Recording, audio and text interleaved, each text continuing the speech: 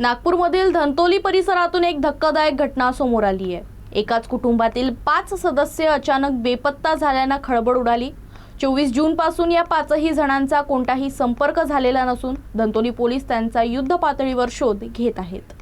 धंतोली परिसरातील बलराज मार्गावरील दुर्गा सदन येथील हर्षा परसवानी, जितेंद्र परसवानी, इशिता परसवानी, खुशी परसवानी आणि कृष्णा परसवानी हे 24 जून रोजी सायंकाळी सुमारे 6 वाजता घरातून बाहेर पडले।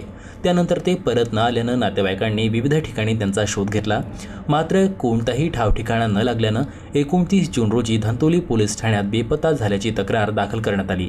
प्राथमिक तपासात या कुटुंबातील एका सदस्यावर मोठ्या प्रमाणात कर्ज असल्याची माहिती समोर आली आहे। त्यामुळे कर्जदारांचा तगाळा टाळण्यासाठी कुटुंबानं घर सोडलं असावं या शक्यतेचाही पोलीस तपास करत आहे।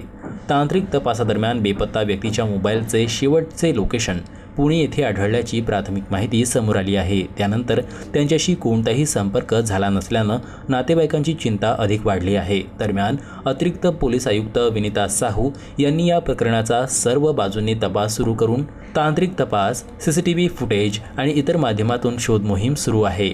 लवकरच बेपत्ता कुटुंबाचा ठावठिकाणा लागेल असा विश्वास पोलिसांनी व्यक्त केला आहे।